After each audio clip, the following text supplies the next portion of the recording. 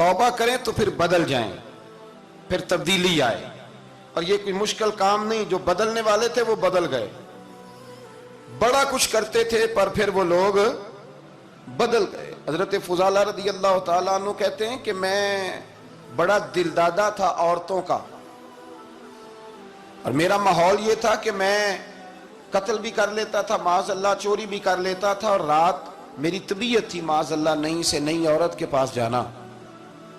कहते हैं अबू जाल ने ऐलान किया कि जो नबी पाक अलैहिस्सलाम का सरे अक़दस माज़अल्लाह काट के लाएगा, नकले कुफ्र कुफ्र न बाशर, 100 सुर्ख ऊंट इनाम मिलेगा। तो मैंने इरादा कर लिया कि मैं बहुत सारा इनाम हासिल करूंगा।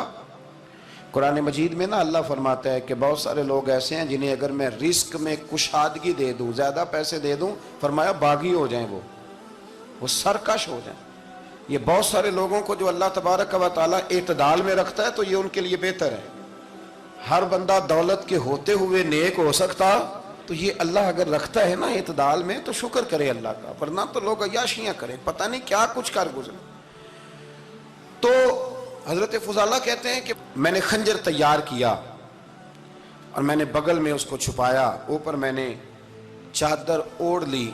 अब मुझे पता था ज़ोहर की नमाज के बाद नबी पाक सल्लल्लाहु अलैहि वसल्लम तवाफ़ काबा के लिए, बैतुल्लाह शरीफ के तवाफ़ के लिए जाते हैं। कहते मैं भी उस तरफ बढ़ा। रस्ते में ना वो खातून जिसके घर मैंने रात आना था, मैंने दरवाजे पे दस्तक दी। मैंने कहा कि तैयार रहना, तैयार रहना, आज मैं बड़े पैसे लेके आऊंगा। उसे मैंने ये कहा और फिर मैं चला गया बैतुल्लाह शरीफ का तवाफ करने। कहते हैं अल्लाह के महबूब भी तवाफ कर रहे थे तो मैंने भी तवाफ शुरू कर दिया। इरादा ये था कि जहां नबी पाक अलैहिस्सलाम मेरे करीब से गुजरेंगे तो मौका पाकर मैं हुजूर के जिस्म अक़दस पर खंजर खोप दूंगा और माज़अल्लाह शहीद कर दूंगा। कहते हैं हुजूर एक दफा भी मेरे पास से गुजरे तो मैं हिम्मत ना कर सका, दूसरी दफा भी पास से गुजरे तो मैं हिम्मत ना कर सका, तीसरी दफा भी गुजरे तो मैं हिम्मत। नबी करीम सल्लल्लाहु अलैहि वसल्लम 2-3 दफा गुजरे तो फरमाते हैं कि मुझे मौका ना मिला, इसलिए कि हुजूर फरमाते हैं अल्लाह ने रोब के साथ मेरी मदद फरमाई, दुश्मन पर मेरा रोब तारी हो जाता है। फरमाते हैं जब चक्कर पूरे हो गए तो महबूब करीम ना छठे चक्कर पे फरमाने लगे फुजाला चक्कर एक रह गया है, बेखबर हो जो गुलामों से वो आका क्या है, एक फेरा रह गया। कहते तवाफ मुकम्मल हो गया तो महबूब मेरे करीब आए, फरमाया वो काम करते क्यों नहीं जिसके लिए आए थे। मैंने अर्ज की या रसूलल्लाह कौन सा काम, कैसा काम। अंदर तो चोर था ना, बांझ फकीरों किसे नहीं मारिया ए हुई चोर अंदर दा, अंदर चोर था ना। कहते हैं हुजूर ने मुझे कंधे से पकड़ के हिलाया, फरमाया करते क्यों नहीं। जब हुजूर ने हिलाया तो वो खंजर भी पैरों में गिरा और मैं भी रसूलुल्लाह के पैरों में गिर गया। मैंने कहा हुजूर मुझे कलमा पढ़ा दें। कहते हैं हुजूर ने पहले मेरे दिल पे दस्ते मुबारक फेरा, फिर मेरे नबी ने मुझे कलमा पढ़ा दिया। अब ना मुरीद होने वाला कहता है कि जी आहिस्ता आहिस्ता मैं ठीक हो जाऊंगा। अब वो आहिस्ता आहिस्ता का क्या तर्जुमा है ये बिल्कुल समझ नहीं आती। भाई किसी बंदे से 5 लाख रुपया लेना है तो उससे वो कहता है जी मैं आहिस्ता आहिस्ता दूंगा, 500 रुपया दे दिया करूंगा रोज का, तो कहते हैं मेरी रकम खराब होती है, पूरे दो। और नेकी की बात जब आती है तो कहते हैं हजरत साहब दीन इतना सख्त नहीं है, मैं आहिस्ता आहिस्ता ठीक हो जाऊंगा। अब मैं मगरिब इशा पढ़नी शुरू कर दिया मैंने, अब मैं तस्बीह ले ली है कल मैंने, भी आहिस्ता आहिस्ता मैं ठीक हो जाऊंगा। यानी रकम लेनी हो तो वो आहिस्ता आहिस्ता कबूल नहीं है। लेकिन और मकान की रजिस्ट्री अगर करानी हो तो मालिक मकान कहे कि आहिस्ता आहिस्ता करा लो, कहते हैं पैसे पूरे दिए, सवेरे चल और बयान दे। ये क्या बात हुई। यहां ये जो हमारा माहौल था ना, कर लेंगे हो जाएगा, यकीन करें लोग कब्रों में चले गए हैं पर मस्जिदों में नहीं आए। हर काम से लोग रिटायर हुए पर गुनाहों से रिटायर नहीं हुए। आखिर तक तबाही उतर गई लेकिन लोग बदलने को तैयार ना हुए।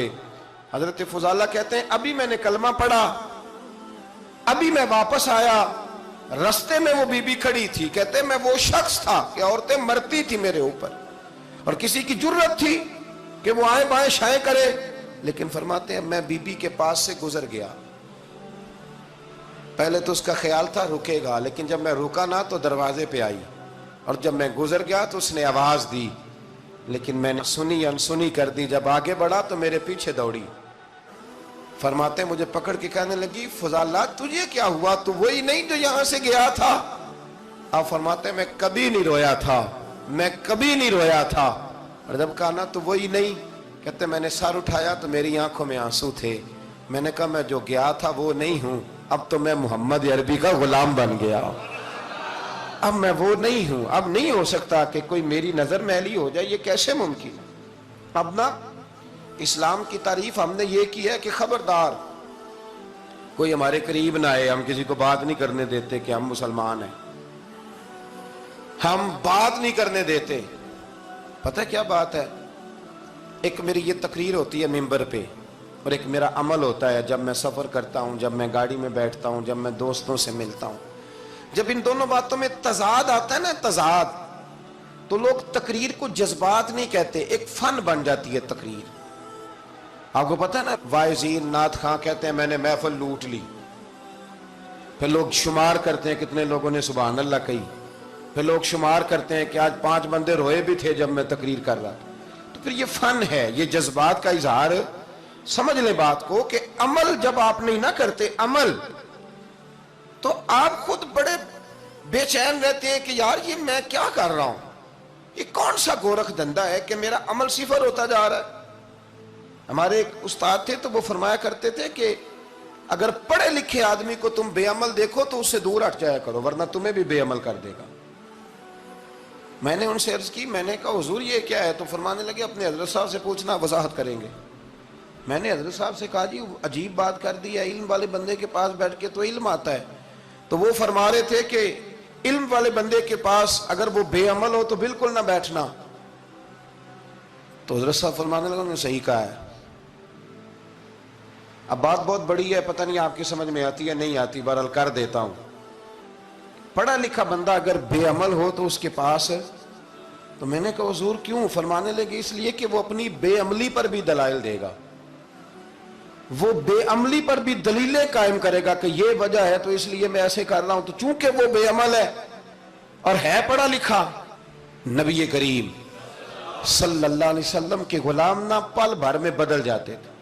اور اللہ تعالیٰ بھی نہ بڑے موقع دیتا ہے ہمیں، بڑے موقع۔ حضور نے فرمایا جس نے ایمان اور احتساب کی نیت سے روزے رکھے وہ نئی زندگی کا آغاز کرے، اس لیے کہ اللہ نے اس کے پچھلے سارے گناہ معاف فرما دیے۔ میرے نبی کریم علیہ الصلوۃ والسلام نے فرمایا جو شخص بیمار ہو گیا، مریض ہو گیا، اور نسائی شریف میں فرمایا کہ 3 دن تک بستر پہ رہا اور اس نے شکوہ نہ کیا اللہ کا، اور جب وہ شفا یاب ہو کے بستر سے اٹھا ہے نا، تو اب اللہ نے اس کے پچھلے سارے گناہ معاف فرما دیے۔ اور فرمایا جو حج کرنے گیا، حج کر کے واپس آیا، اللہ کے حبیب فرماتے ہیں یوں سمجھے کہ میں آج ہی ماں کے پیٹ سے پیدا ہوا۔